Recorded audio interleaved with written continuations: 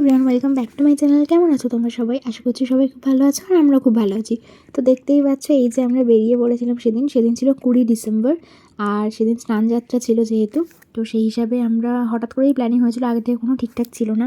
যে এরকম সকালবেলা উঠে ওর সাথে কথা বলতে বলতে 8টা-7টার দিকে ও হঠাৎই বললো যে যাবি। আমি গেলে ভালো হয়, আজকে তো ভালোই দিন।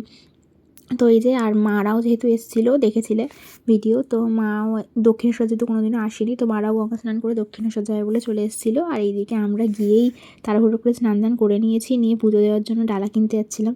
তো সত্যি বলতে সেদিন যে অত ভিড় হবে আমরা মানে একদমই মানে কল্পনা আমি তো অন্তত করিনি যে অতটাও ভিড় হয় বলে।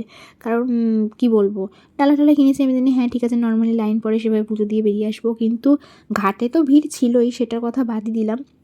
কিন্তু কি বলবো, মানে যদি তোমরা কখনো দক্ষিণেশ্বর গিয়ে থাকো তাহলে বুঝতে পারবে, মানে বেলুড় মঠে যাওয়ার যে মানে ব্রিজটা আছে না, তোমার ফেরিঘাট বা কিছু, তো সেইখান অবধি মানে সেই ব্রিজ অবধি লাইন চলে গেছিলো। এবার ছেলেকে নিয়ে আর তখনই মানে প্রায় 11:30-11টার মতো বাজে, বা এবার আমি বলছি সেই পুরো বেলা চলে যাবে, বিকেল হয়ে যাবে, সন্ধ্যা হয়ে যাবে বাড়ি যেতে যেতে।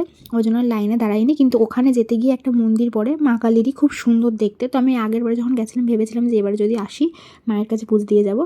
তো মা ভবতারিণীর কাছে পুজো দিতে পারিনি লাইনে দাঁড়িয়ে অতটা ছেলেকে নিয়ে, ওই জন্য ওই মায়ের কাছে পুজো দিয়ে এসেছি নামগোত্র দিয়ে। তো যাই হোক, দেখো তারপরে দক্ষিণেশ্বরে অনেক দিন পরে এই যে দেখা হলো হনুমানগুলোর সাথে। হনুমান না বাঁদর কী বলে আমি ঠিক জানি না, যাই হোক ভুলও হতে পারে।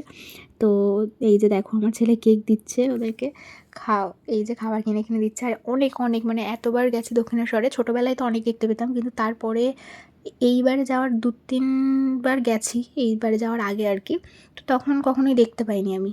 আর এইবারে দেখতে পেলাম, এই যে দেখো অনেক মানে, তাও বা দেখা গেলে হয়তো একটা দুটো দেখা যেত, কিন্তু অনেক হনুমান। আমি তো সত্যি বলতে আমার খুব ভাল লাগে ওদের ওই বাঁচনামি দেখতে। তো যাই হোক, এই যে এখানে দেখো একটা লোক ওর গায়ে হাত দিয়েছিল বলে দাঁত খিঁচাচ্ছিল। তো যাই হোক, এখানে আমরা দাঁড়িয়ে দাঁড়িয়ে হনুমানদের সবাই খাবার দিচ্ছে আর এইসবই দেখছিলাম। আমার ছেলেও সাহস করে খাবার দিচ্ছিলো, আমি তো ভয়তে চিল্লাচ্ছিলাম যে না কী করবে, চট্টর মেরে দেবে, যেও না, কাছে নিয়ে যেও না। তো যাই হোক, এই দেখো, আর এখানে একজন বসে কেক খাচ্ছিলো, খেতে খেতে তার চোখে যে কেক ঢুকে গেছে। তো আমি সেটারও একটা ভিডিও ক্লিপ নিয়ে নিয়েছি, যে খুব কিউট লাগছিলো ব্যাপারটা দেখতে। আর ওইদিকে ছেলেকে নিয়ে দেখাচ্ছিলো কত কাছে, দেখেছো, কিছু বলছিল না ওরা, কাছে যেহেতু খাবার দিয়েছে। তো এইভাবেই তারপর বাড়ি চলে আসলাম, তখন 1:30 না 2টোর দিকে আমরা বেরিয়ে পড়েছিলাম। তো এই যে দেখো, মারা চলে গেছিলো ওলাতে করে, আর আমরা যেহেতু আমাদের ট্রেনের টিকিট কাটা ছিল, তো তারপরে দেখো একটা হোটেলেও চলে এসেছিলাম খেতে, কারণ খিদে পেয়ে গেছিলো ছেলের। তারপরে এই যে একটু পিয়ারা কিনলো আর আমার জন্য ঘটি গরম। তো কিনে এই দেখো ট্রেনে যাবো ভেবেছিলাম, কিন্তু ট্রেন যেহেতু 1/2 ঘন্টা লেট ছিল, ওই জন্য আমরা মেট্রোতে উঠে পড়েছিলাম। তো আজকের মতো এটুকুই, টাটা সবাইকে।